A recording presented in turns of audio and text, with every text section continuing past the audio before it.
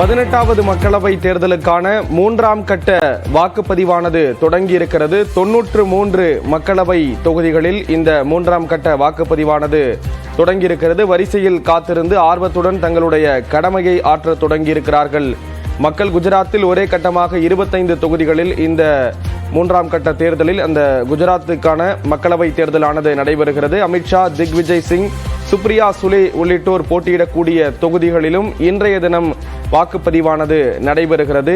3ஆம் கட்ட தேர்தலில் 93 மக்களவை தொகுதிகளுக்கான தேர்தலானது இன்றைய தினம் வாக்குப்பதிவானது தற்பொழுது தொடங்கியிருக்கிறது. இது தொடர்பான விவரங்களை வழங்குவதற்காக இணைகிறார் செய்தியாளர் வேல்முருகன். வேல்முருகன், நீங்க இருக்கக்கூடிய பகுதியில் எந்த அளவுக்கு மக்கள் ஆர்வத்தோடு இருக்காங்க தங்களுடைய ஜனநாயக கடமை ஆற்றுறதுக்கு?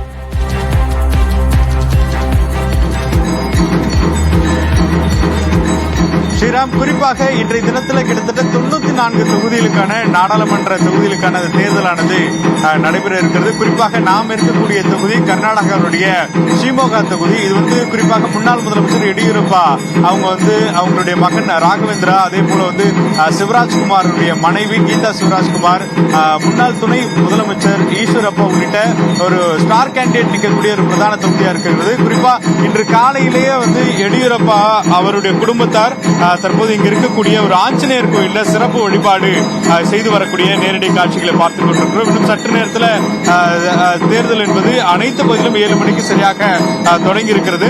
எனவே அதற்கு முன் வழிபாடாக எந்த அரசியல் நிகழ்வாக இருந்தாலும் எடியூரப்பா வழிபடக்கூடிய இந்த பிரதான ஆஞ்சநேயர் கோயில் மற்றும் ராகவேந்திரா கோயில்களில் தற்பொழுது நேரடியாக இங்க சாமி தரிசனம் செய்து கொண்டிருக்கிறார்கள்.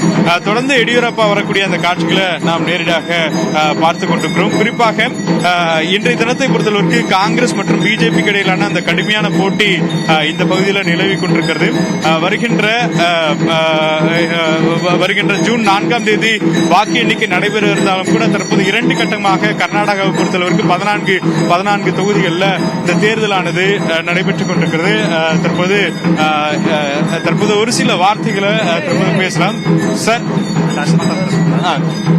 அதாவது தொடர்ச்சியாக இப்ப வாக்கு செலுத்துவதற்காக அவர் சென்று கொண்டிருக்கிறார்.